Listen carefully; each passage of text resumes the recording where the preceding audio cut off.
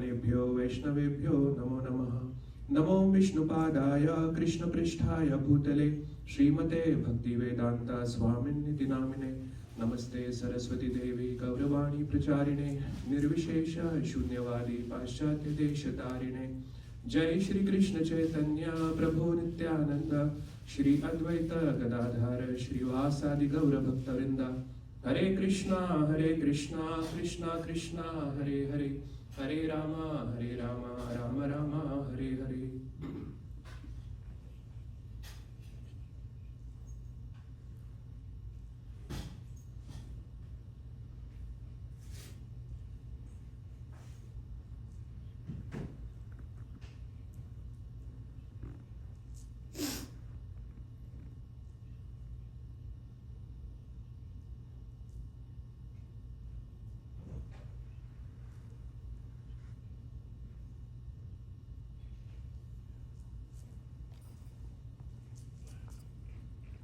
Today, chapter 7, verse number 25.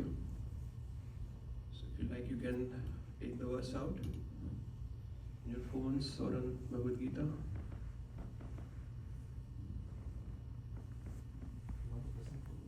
No.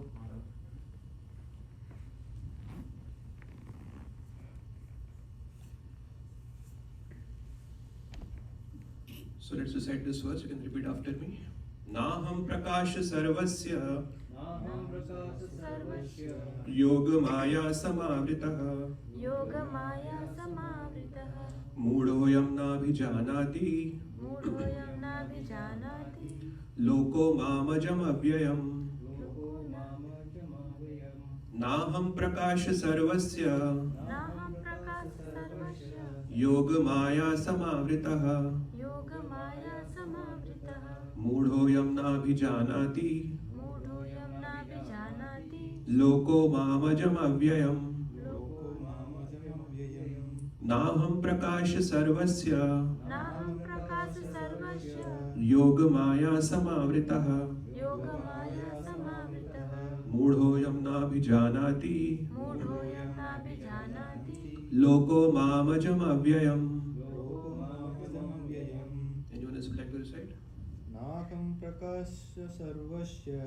नाहं प्रकाश सर्वस्य योगमाया समावृतः मूढोऽयं नाभिजानाति लोको मामजमव्ययम्। नाहं प्रकाश सर्वस्य योगमाया समावृतः मूढोऽयं नाभिजानाति लोको मामजमव्ययम्। Let's recite the synonyms. Na, nor, aham, I, prakasha, manifest, sarvasya, to everyone, yogamaya, by internal potency, samavrita, covered, moodha, foolish, ayam, these, na, not, abhijanati, can understand, loka, persons, mam, me, ajam, unborn, avyayam, inexhaustible. Translation and purport by His Divine Grace A.C. Bhaktivedanta Swami Srila Prabhupada. I am never manifest to the foolish and unintelligent. For them, I am covered by my internal potency, and therefore they do not know that I am unborn and infallible. Purport: it may be argued that since Krishna was visible to everyone when he was present on this earth, how can it be said that he is not manifest to everyone? But actually, he was not manifest to everyone. When Krishna was present, there were only a few people who could understand him to be the Supreme Personality of Godhead. In the assembly of Kurus, when Shishupal spoke against Krishna's being elected president of the assembly, Bhishma supported him and proclaimed him to be the Supreme God. Similarly, the Pandavas and a few others knew that he was the Supreme, but not everyone. He was not revealed to the non-devotees and the common man. Therefore, in the Bhagavad Gita, Krishna says that, but for his pure devotees, all men consider him to be like themselves. He was manifest only to his devotees as the reservoir of all pleasure, but to others, to unintelligent non-devotees, he was covered by his internal potency. In the prayers of Kunti in the Srimad Bhagavatam 1.8.19, it is said that the Lord is covered by the curtain of Yogamaya, and thus ordinary people cannot understand him. This Yogamaya curtain is also confirmed in the Ishopanishad Mantra 15, in which the devotee prays, Hiranmayena patrena satyasyapihitam mukham tattvam pushan apavrinu satya dharmaya drishtaye. O my Lord, you are the maintainer of the entire universe, and devotional service to you is the highest religious principle. Therefore, I pray that you will also maintain me. Your transcendental form is covered by the Yogamaya. The Brahma Jyotir is the covering of the internal potency. May you kindly remove this glowing effulgence that impedes by seeing your Satchidananda Vigraha, your eternal form of bliss and knowledge. The Supreme Personality of Godhead, in his transcendental form of bliss and knowledge, is covered by the internal potency of the Brahma Jyotir, and the less intelligent impersonalists cannot see the Supreme on this account. Also in the Srimad Bhagavatam 10.14.7, there is this prayer by Brahma, O Supreme Personality of Godhead, O Super Soul, O Master of all mystery, who can calculate your potency and pastimes in this world? You are always expanding your internal potency, and therefore no one can understand you. Learned scientists and learned scholars can examine the atomic constitution of the material world or even the planets, but still they are unable to calculate your energy and potency. Although you are present before them, the Supreme Personality of Godhead Lord Krishna is not only unborn but also avyaya, inexhaustible. His eternal form is bliss and knowledge, and his energies are all inexhaustible. Hare Krishna. So first of all, I want to apologize to disappoint all of you. This was supposed to be Pyarima Prabhu's class today, Ishopanishad, but I'm just trying to fill in on his behalf. He couldn't make it to the temple today because I think he is busy shoveling. There's too much snow in the parking lot there. But he told me that he wants to know how many people were there in the class before I started the class and how many people stay after the end of the class. So he wants to know how many people actually stayed for the class, for the entire duration of the class. So then the question came up that, I can give any number, how would he believe me? So he said that you have to take a group picture with everyone before the class and date it, and then you have to take it after the class also, and date it and time stamp it, so that he can believe it. So That is for today only or? Just for today, yeah. So, all right, so we'll come back to this verse. So we are discussing, people who just joined us, we are discussing Bhagavad Gita 7.25. This verse is Naham Prakash Sarvasya Yoga Maya Samavritaha Mudoyam Nabhijanati Lokoma Majam Abhyayam. Translation: I am never manifest to the foolish and unintelligent. For them, I am covered by my internal potency, and therefore they do not know that I am unborn and infallible. So I would like to start with a question for everyone here, of course. The question is, what is the proof that God exists? So I'm not talking about Bhagavad Gita here. Like if you are talking to ordinary people who have no idea about Bhagavad Gita when you're talking to them, if they ask you that, can you give me proof that God exists, or can you show me that God exists? If God is there, then why didn't he just come in front of us and show himself to us? Why should I believe that God exists, and how should I believe that God exists? So what is the proof of that? Can you give an empirical proof of the existence of God? We live in a scientific world, right? Everything is scientific. We know that we can prove things scientifically, mathematically. Yes, Prabhu, yeah. So, from logical point of view. Yeah, logical, exactly, that's what I'm saying. Everything that exists or we see is created by someone.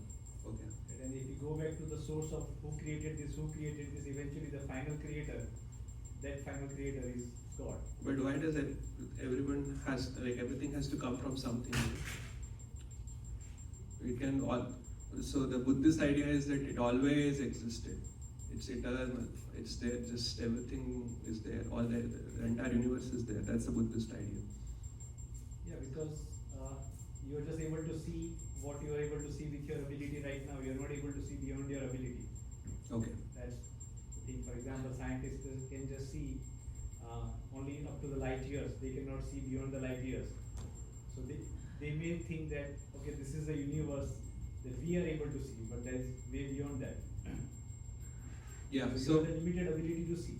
Okay, so yeah, you are making two different arguments here. The first argument that you are saying is about, that's called the argument of cosmology. You know, everything has to come from something, and you know that's something from where everything came. That something is God. That's the first argument that you are making. Second argument is we cannot see Him because our senses are limited. That is the second argument. Okay, I accept those two. What else? Anything else that anyone like to mention? So there is one Sakti and Saktiman, right? So Okay. we are all, the Sakti, like a partial of the Saktiman. So that Saktiman itself is a God. Yeah, that Shakti and Shaktiman is the concept of Bhagavad Gita. We are not talking about Bhagavad Gita here. So we are talking about more from a logical perspective. And how do I accept that there is a God? Or how should I, how can you prove that God exists? Yeah, there is the one thing is like there is always a controller. Like Okay. everywhere we see, like we turn it on the light, so someone has controlled that. Same way we see the traffic light, someone is controlled that. But we like the less intelligent person does not know who is the real controller of that. And that real controller, if you see, there's nothing but it's a God. Yeah, so the idea is that that we see so much order in the universe. Everything is happening according to an order. Like today it was supposed to snow, and we knew that it's going to snow. Right? How did we know that it's going to snow? How were we able to predict? So there is an order, there is some control that is there, some order is there, and according to that order, we can know that sun is going to rise at a particular time. Like tomorrow, we already know that tomorrow morning 6:30 or whatever time the sun is going to rise, and it actually rises at that time. That means there is an order, and we are able to predict that order. So it's controlled in a way. And we know that it is controlled, and we can predict that control. And if everything is uncontrolled, unpredictable, then sun can either rise or not rise, or it can rise at 10:30 am. Who cares? Because there is no control. So that is another argument. You were saying The something. same thing I was going to say. Control. Okay. The other point, like why could we not see it? Like because Yeah. we have our, imperfect senses. Right. So because of that imperfect senses, we could not see the actual thing as an actual. True. Yeah, I mean, on another point of view, we can argue, for the sake of argument, and very logical, that why a material body ends at point of time. What is that thing? If somebody doesn't believe in soul or whatever, they don't even know the word soul. At that time, we can tell them that there is some source from where the energy comes, right? Which is there in you and me right now, so we are alive. There's a difference between the dead body and us. Why that? So that source, that divine energy is coming from a divine source. That's God. Okay. So the source of consciousness, that is God. So where is that consciousness coming from? Ultimately, it's coming from God. We are all conscious because ultimately the consciousness in us is somewhere linked to God. That's how we are arguing. Okay. Someone else was saying something? Okay, alright. Okay, so now from Bhagavad Gita's perspective, any ideas about Bhagavad Gita? So how does Bhagavad Gita explain? So we are just reading this verse. So how do you understand? Sorry? Krishna tells Aham sarvasya Prabhu Sarva. But the proof of what I'm saying, he is just saying that how is he proving that he exists? Like is he giving some arguments around his existence, or how should we understand that he is? Chapter 7 itself, Bhumi, Apo, Alo Vayu, Kamala, Buddhiri, Vacha.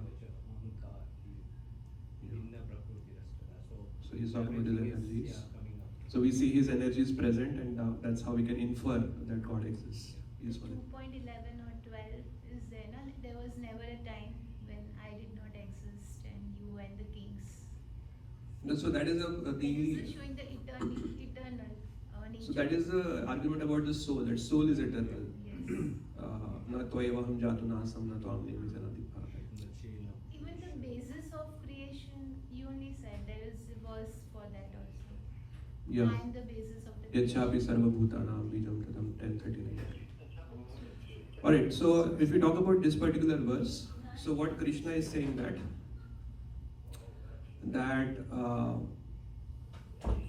God is not hidden because of the lack of evidence.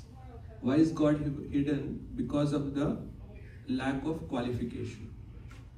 Right? So Krishna is saying that I am not manifest to the foolish and unintelligent.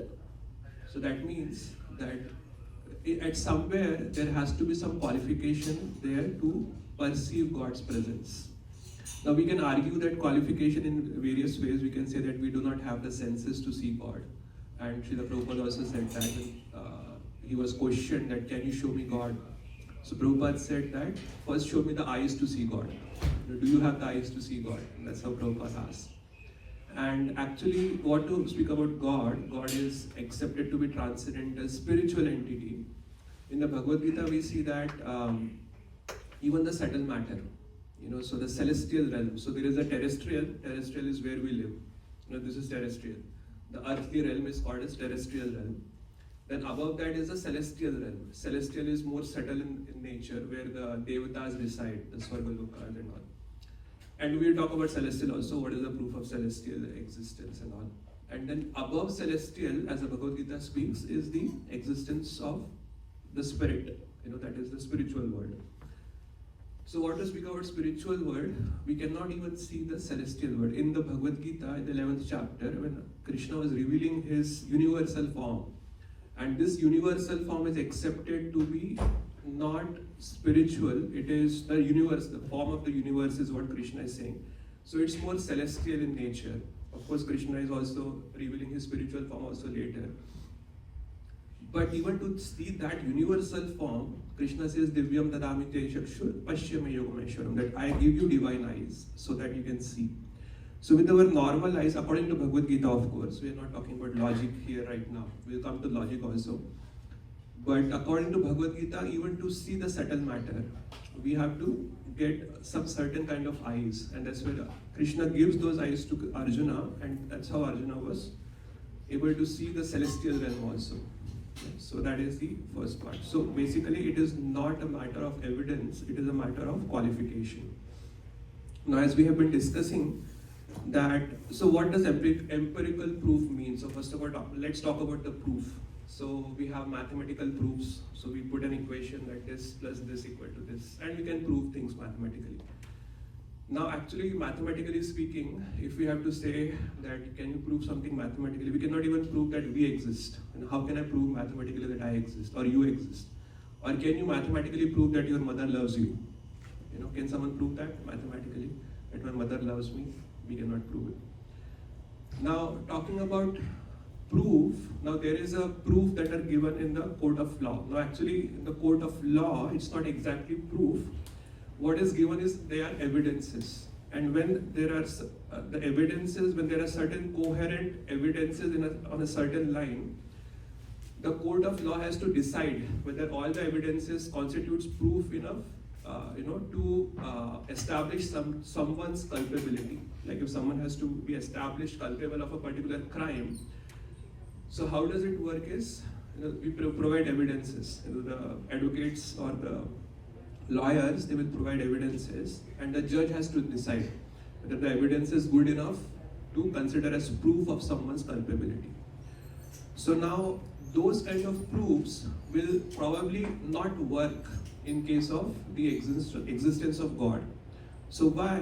Because so what happens is, when we say from a scientific perspective that things have to be measurable, things have to be repeatable. That's how we know. So what is the temperature right now? So we can measure it, and we can measure it repeatedly. So we can know that okay, this is right now the room temperature of this room, and we can prove it that this is the particular room temperature at this time. Now in case of God, because it's not a matter of, so first of all, he is not material. We know that it is God is not material by nature. So what is God's nature? God says that He is the source of matter. He is not matter Himself. So where does Krishna say He is the source of matter? Chapter 7, verse number 4. What is the verse? Bhumirakunalo ayukham manobuddhriyocha ahankaram itiyam vinna praktarashna. And then not just matter, he says I'm also the source of consciousness, source of spirit. Aparyam vitastvanyam prakritim vidhime param jiva bhutam mahabaho yayedam dharyate jagat.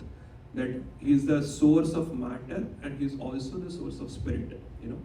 Now how it works is so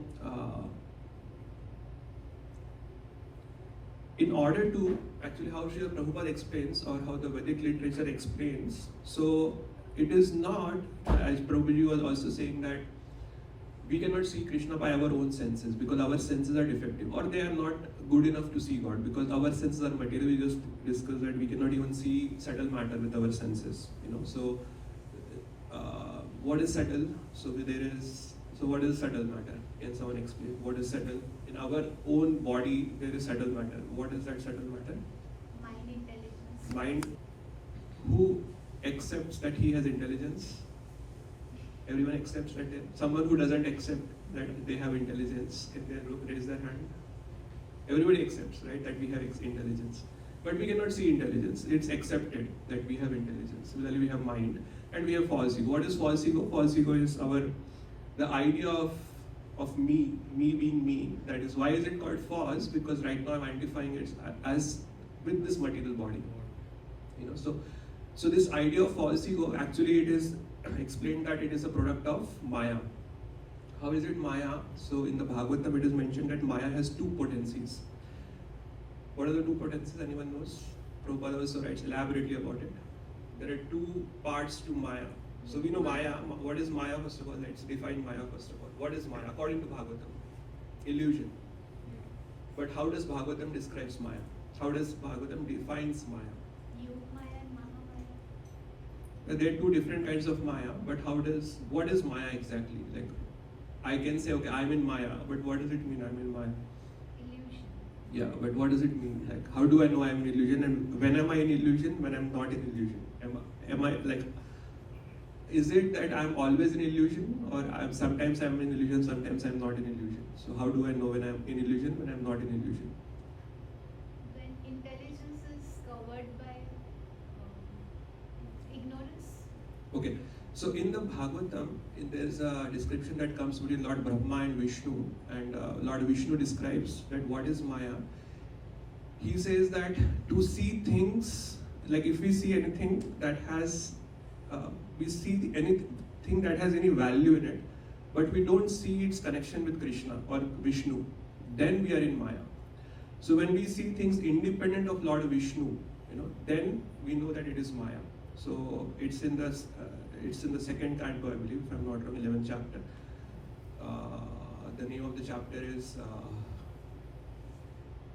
the Prayers for the Creative Energy. You can see, I think it's in the second or third canto, one of those, 11th chapter, one of those cantos. So that's how Maya is defined. When we don't see the connection of things with Vishnu. So this is indirectly, Krishna says this in the Bhagavad Gita also, Yadyad Vibhuti Mat Sattvam, Srimad Urjitam Eva, Tattadeva Vagacchatam Mama Tejo Amsha Sambhavam. That whatever attractive potency that we see, generally in this material world we get attracted to things, we get attracted to persons, So some people have different qualities and we get attracted to those qualities. Some people are beautiful, some people are intelligent, some people are good authors, some people are good presenters, orators, and we get attracted. And Krishna says that actually everything that is attractive in this world, that is coming from a spark of his opulence. That's how. But we don't see that connection. And that's where we can say that when we don't see that connection of that particular attractive potency, then we are in Maya. Now, Maya itself has two potencies. So how does it, so anyone know what are the two potencies of Maya? One is the illusion, it creates illusion, and the second one is it covers. Yeah. Avaran. Avaranatmika and Prakshishatmika. So the first potency is Avaranatmika. Avaranatmika means it covers. So it covers our real identity. So what is our real identity? So we are not the body. Yeah, so one is that, okay, Aham Brahmasmi is true, that I am spirit. that is Aham Brahmasmi. The second part of our identity is servant of Jivara Swarupa Krishna Nitya Das. So the eternal constitutional position of a Jiva is Krishna Nitya Das. He is eternally the servant of Krishna. And we are also parts of Krishna. In the 15.7 Krishna says that all living entities are Maya parts. So that is our complete identity. So what Maya does is it covers our real identity. So our real identity is covered. We forget that we are soul. We start identifying ourselves with the body. And that part by which we identify with ourselves with the body, that is Praksheshatmika. Praksheshatmika means it gives a false notion. It's like projecting something. So first, like when we go to a cinema hall, when we have to watch a movie. So first of all, everything is lighted up in the hall. There is no movies going right now. Suddenly the lights go off in the hall. So it's completely pitch dark. So that is like Avaranatmika. Everything is covered. We can't see anything. And then suddenly there is something is flashed on that screen. That is Praksheshatmika. And so we can only see the movie at that time. We don't see anything around us because everything else is dark, and only thing that we see is on that movie. So what Maya is doing is, it has covered our real identity by Avaranatmika Shakti, and then Praksheshatmika Shakti means it is projecting a different identity on ourselves. So when we start identifying ourselves with the body, so that potency of that false ego is a part of, it's like a function of Maya in one sense. So that's how it is. So now the idea is that we have different instruments in this material world. We have microscope, telescope, so many stethoscopes, so many scopes are there, and we cannot see God by either microscope or telescope. So it's not that God is like a satellite who is revolving around the Jupiter and we put a telescope and we can see God. That's not how God works. So God is beyond time and space. So He is not within the space. So it's like sometimes people ask. So like there are programmers. Anyone here is a programmer? Someone has done programming here? Computer programming? You have done it. Okay. So when the programming is done, so like if I am reading his program, I will not see him in the program. He is not present inside the program. He is the programmer. We know that he has programmed it. But if I didn't know that it was his program, I would say, okay, someone has programmed it, but I don't see him. Similarly, God is outside the universe. He is the source of the universe. He is not direct. Now, actually, he is also in the universe. We'll talk about that, at how he is present in the universe. But we don't directly perceive his presence because of the limitations of our senses. Now, how does Bhagavad Gita address this, or the Vedic scriptures address this point? So, what are the ways in which we can see God? So, first of all, there are different kinds of proofs that are accepted. We are talking about proof here. So, we just discussed that what is proof? Proof is, so we can talk about evidences in this case. We cannot mathematically prove something, or the existence or non-existence, or we cannot prove or disprove the existence of God by mathematical means or scientific means, because He is beyond the realm of science. Now, science as such, let's talk quickly about science also before we talk about proofs.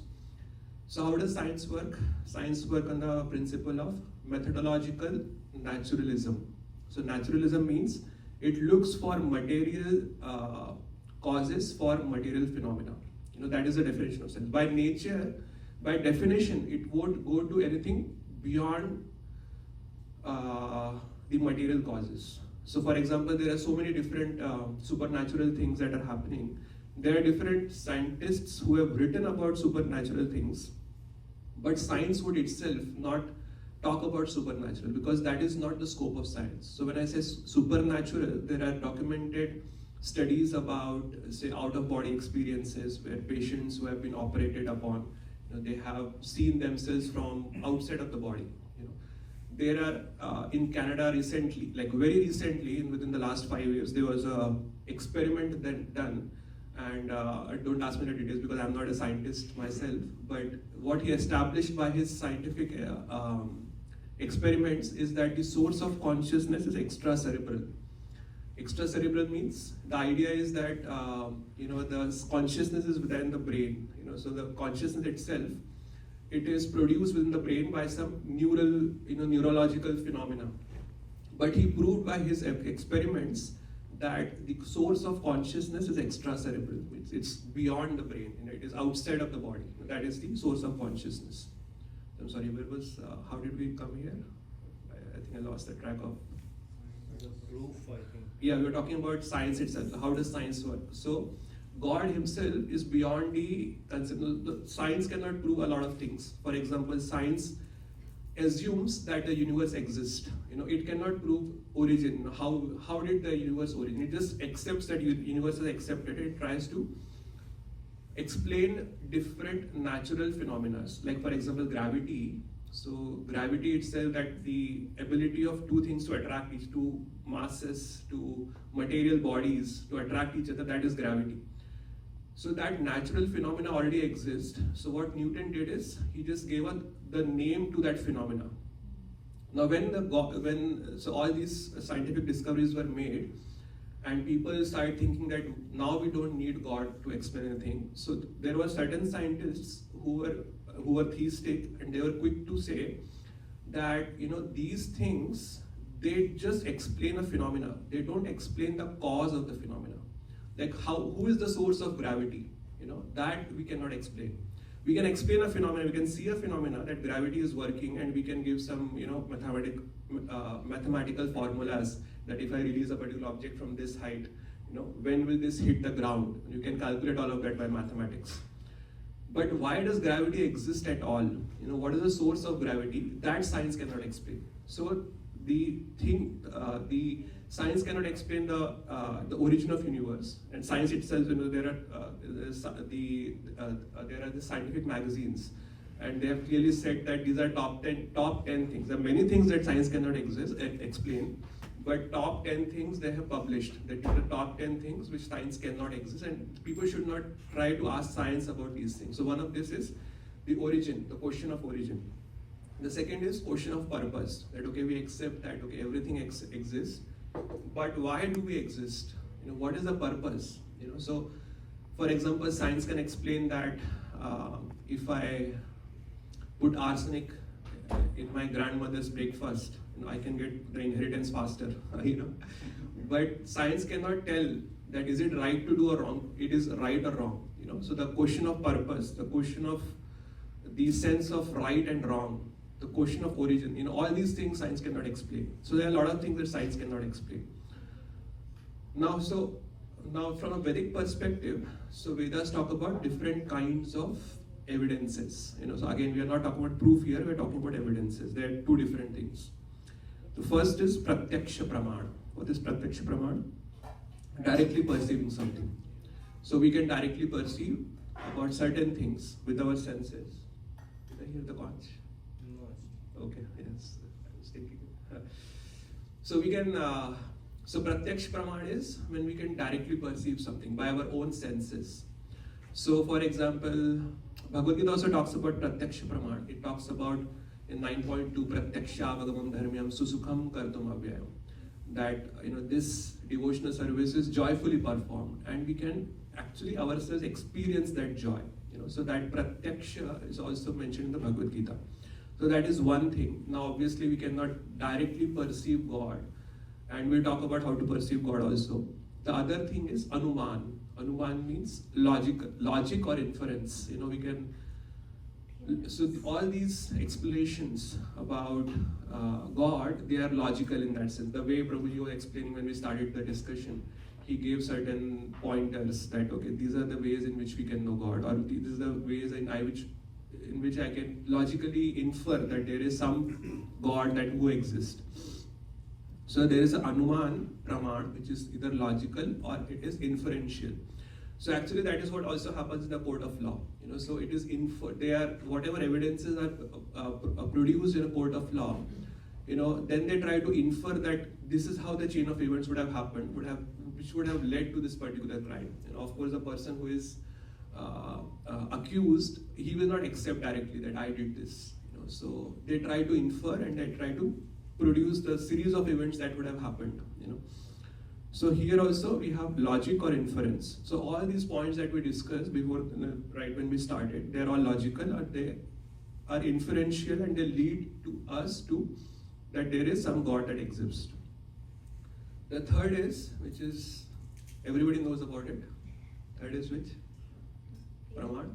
Shabda Praman. Shabda Praman is when we accept a particular authority. So where is Bhagavad Gita talks about this? 4.34? 15.15. No, 4.34. Accepting an authority. Tad vidhi pranipadena pariprashnena sevaya upadekshyanti te jnanam jnaninas tattvadarshina. That one who has seen the truth himself, tattvadarshi. Tattvadarshi means one who has seen the tattva, who has realized the truth. Just approach that person and accept that as authority, serve him. And Bhagavad Gita is very clear that don't challenge the person. You have to. How do you have to approach the person? With humbleness. Humility. You have to serve the person. Tadvidhi pranipatena pariprashnena sevaya. Sevaya pariprashnena. So serve the person and then inquire submissively. So that submissive inquiry has to be there. Even when we approach God, some people, if I just go and start shouting on the street, if there is a God, why don't you show it? So we can't just do like that. Even if I go on the street and start, tearing my clothes and say that the president of this country does not exist, it's all a myth. It's not that magic here, see, I'm here, that's not going to happen. So Shabda Praman is the Aradha Praman. Now actually Jiva Goswami talks about another Praman in the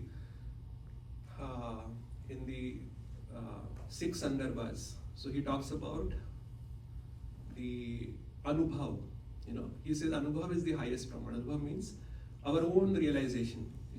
So a person who has seen God, nobody can argue with him that God does not exist. But he is very clear that Anubhav has to be based on Shastra. So if I tell, if say Tirupati Prabhu says that Ganpati Govind Prabhu in that room gave me Vishwarup Darshan, so that is my experience. So it has to be based on Shastra. So we have to. It has to be based on Shastra, and then it has to be perceived or it has to be experienced, and that is the highest Praman. So first we have to accept the authority. The authority will give us the process, and when we follow that process, then we can experience it. That's how it works.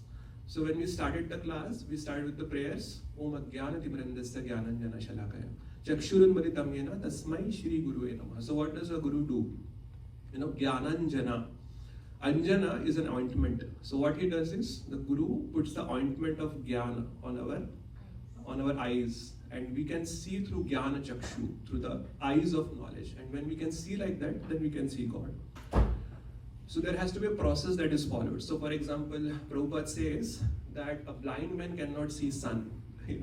So in a morning walk, I think it was a morning walk or a lecture that I think on the same verse 7.25, he was giving a lecture in Bombay in 1974 when he says that a blind man cannot see God. Because he is blind, he doesn't have the eyes to see, a blind man cannot see sun, not God. Because he is blind, he cannot see the sun. So now if the blind man has to see the sun, what does he have to do? What does he have to do? He has to go to a physician. And the physician will say that, okay, I'm going to perform a surgery on you. Okay? And when the surgery is performed, after that you will get your eyes back and then you can see the sun. Right? So the physician in that case is an authority. So now if the person says that, no, how do I believe you that, if you perform the surgery, I'll be able to see. So like when we go to a doctor, when we say we are sick, and then we go to we go to a doctor and we say that, okay, I have this, sickness is there, I have fever, I have this, I have that, I have dizziness, I'm feeling like vomiting. And you please tell me what's wrong with you. So doctor will say that, okay, so you have this particular disease, I'm going to give you these 3 medicines. You have to eat this at morning, evening, and just before getting up. 3 times in a day you have to eat this medicine after every 8 hours. And when you eat it for 5 days, you will be good. You will be healthy again.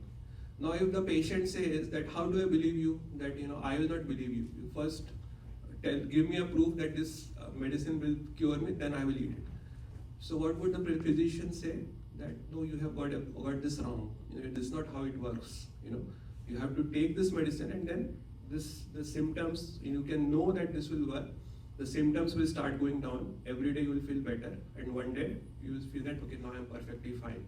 That's how it works, right? So it is a matter of applying the process and then see if that process is working for us. Now in the Bhagavad Gita, so Krishna definitely talks about that vidhi pranipadena pariprashnena sevaya, that you go to a authority and inquire submissively, and then okay, we don't have much time left. So Krishna talks about different processes by which we can see God. What are those processes? 4 processes Krishna talks about in the Bhagavad Gita. Yoga. Karma Yoga, Jnana Yoga, Dhyana Yoga, and Bhakti Yoga. So these are the 4 processes that Krishna talks about in the Bhagavad Gita. That these are the 4 processes. So what happens by following these processes is that we become purified. We become purified in the sense that our senses become purified. And when our senses become purified, then that qualification to see God. So we were discussing, when this verse, the verse started with Naham Prakasha Sarvasya Yoga Maya Samavrita Mudhoyam Na Abhijanati. So mudhas cannot see me. So how do we become from mudha to a jnani? Is a person who is not mudha. That process is mentioned by Krishna. There are 4 different processes. So Karma Yoga, Jnana Yoga, Dhyana Yoga, and Bhakti Yoga. So obviously, Krishna talks about the highest process is what? Bhakti Yoga. And where does Krishna says that? 6.4. He says that in the 18.64, 65, and 66. So Sarva Guhyatamam Bhuya Shunumaya Paramam Vachaha Ishtosi Madranamiti Tato Vakshyami Tehitam. That I am speaking to you by most confidential knowledge. Sarva Guhyatamam Bhuyaha. So here again, he has already spoken this. Shrunume Paramam Vachaha. This is my highest instruction. Paramam Vachaha. Ishtosi me dradhamiti. That you are very dear to me. I am determined to love you. That's how Krishna says. Ishtosi me dradhamiti. Dradham means I am determined to love you, Arjuna. And therefore, for your benefit, I am speaking this. And then he says, Manmana bhav mad bhakto madhyajimam namaskuru mame vishyasi satyam te pratijane piyosi me. That manmana means always think about me. Bhav mad bhakto is become my devotee. Devotional service, bhakti. Bhav mad bhakto. Madhyaji, offer sacrifices to me. Mam namaskuru, offer obeisances unto me. Mam evishyasi, you will surely come to me. Satyam, I am speaking the truth. Pratijane priyosim, I declare it, Arjuna. That's how Krishna says that, you will surely come to me. And then he says, finally, Sarvadharman parityajya mamikam sharanam raja mam aham tvam sarvapapebhyo mokshishyami ma shuchaha. That, this is the most celebrated verse in one sense, at least in the Gaudiya tradition, if not in the Vedic tradition. That, the most quoted verse, Sarvadharman parityajya, and give up all varieties of religion and just surrender unto me. And I'll free you from all sinful reactions. So what does it mean, freeing us from sinful reactions? That he will purify us, completely purify us. So that purification will happen by which we'll get the qualification to see God. So now, what is the way to follow Bhakti Yoga? I'll just take 5 more minutes and then we can go to question and answers. So what are the ways in which, how do we perform Bhakti Yoga? According to the process that is given to Srila Prabhupada. 9 devotions. So chant Hare Krishna, right? Then Remembering. live a regulated life, right? That there are regulations to be followed. So chant Hare Krishna means Hare Krishna, Krishna Krishna, Hare Ram, Ram Ram, Hare Hare. This mantra, Prabhupada says that at least chant 16 rounds of this mantra. So what will happen is, with this mantra, Krishna is non-different from his name, and his name is like antiseptic, it can purify us. So purification can happen when we associate with Krishna through his holy names. Krishna's names are non-different from Krishna himself. That is one thing Prabhupada said. Then we have to follow the 4 regulative principles: no meat eating, no intoxication, no illicit sex, and no gambling. So what happens because of these 4 things? If we do these things, we are trying to become purified, but then we are doing things which are making us impure. It's like when we are trying to light a fire, we are trying to light the fire on a wood, but we are also throwing water on it. So the fire will never burn, because we are throwing water. So if we are chanting Hare Krishna and we are indulging in these 4 things, then it's not going to work so easily, you know. So we have to live a regulated life. And how do we get the inspiration for that? Is through association of devotees. You know, inspiration is very important, you know, because if we don't have the inspiration, if we don't have the right association, you know, we probably will do it for some time, and then okay, it's too difficult for me. Ooh, don't eat this, you know, it's so difficult for me, I can't do it. You know? So the association is very important. And then the other thing Prabhupada says is that what is service?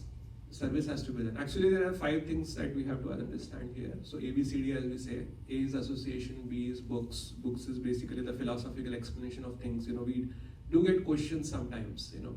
Okay, how does this work? Why is this? You know, ultimately, everything comes down to these 2 things, you know, chanting Hare Krishna and following the 4 regulative principles. You know, but to be able to convince us, you know, Prabhupada has given us so many books, he has given us so much philosophy. Prabhupada said books are the basis. Books are the basis means it's not something sentimental that some, you know, because I feel good and that's why I'm doing it. No, there's a full philosophical background, you know, why we do things and why is it important. So books are the basis, you know. So in that sense, books are very important. C is chanting, of course, chanting of the holy names. D, there are 2 things that is there. So D is the diet. First of all, we have to offer the food to Krishna and then eat the remnants. So what kind of food can be offered to Krishna? It was also there in the Bhagavad Gita, Patram Pushpam Phalam Toyam Yome Bhakti Aprayachati. You know, that we have to offer like a leaf, a fruit, water and flower. And these are the things that's basically vegetarian diet. And then we offer it to Krishna and then we accept the remnants. And then D is also deity service. Service has to be there, you know. So deity service can either mean directly serving the deities as the pujari would be doing on the altar. Deity service can also mean that we serve there are so many services that are there in the temple. Prabhupada said that there is no difference between a person who is sweeping the floor in the temple and the pujari who is doing the altar service on the pujari. It's the same because everything is there in Krishna. Everything in this temple is happening for Krishna. So Prabhupada also said that, you know, when the temple is made, you know, so it is like a part of the material world is offered back to Krishna. So in the material world, everyone wants to enjoy, right? So we want to use everything for our own pleasure, you know. But when we make a temple, it is like a part of that material world has been offered back to Krishna. So it is being maintained for Krishna's pleasure, for his purpose. So any service that we do in the temple, they're all at the equal platform, you know. So in that sense, there is no difference between person who is sweeping the floor or person who is inside the altar it's the same thing. At the spiritual level, there's the same thing. You know, at the material level, we may see some difference that, oh, this is a sweeper and there's a person who is doing the pujari service. You know, it's such a great service. But at the spiritual platform, they both are the same.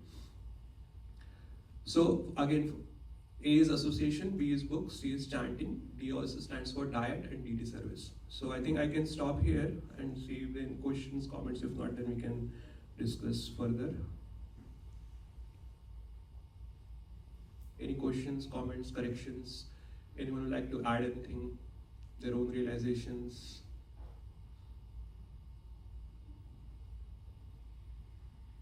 So we're discussing about how do we accept that God exists? That was the topic today. Okay, I'm not hearing any questions. So just to summarize, so when we were discussing in the beginning that, you know, what are the logical ways in which we can understand the existence of God. So there are different arguments that we had discussed. The first argument was the argument of cosmology. Cosmology means that everything comes from something, you know. So we see that, you know, I come from my father came from his father came from his father, his brother. So there is a chain of temporary events, things that are happening. You know, I am temporary, of course. This body is temporary. At some point, this body will not be there. You know, so the idea of the argument of cosmology is that everything comes from something, and wherever this causal chain of temporary events stops, that point is God. So why does the chain of temporary thing has to stop somewhere? Because science also accepts that a chain of temporary events cannot go on eternally. It has to have a basis in something that is non-temporary. You know, that is permanent. Even from a scientific perspective, that is true. You know, a chain of temporary events cannot go on eternally. It has to has a base. It's like, you know, we have seen 100-story buildings or 110-story buildings, right? If you go to New York City, you can see those buildings. So there is floor, below that there is a floor, below that there is a floor, but it doesn't go on, you know, infinitely, you know. At the ground, you know, there has to be a ground in which the building is standing, right? So God is like that ground, you know. Yachhapi sarva bhutanam bijam tadam arjuna natadasti vinayasyan maya bhutam characharam. 10.31 Krishna says that I'm the basis of all beings, you know. No being can exist without me, char or achar, moving or non-moving. So that is the also in the Brahma Samhita it is said that Ishvara. Yes.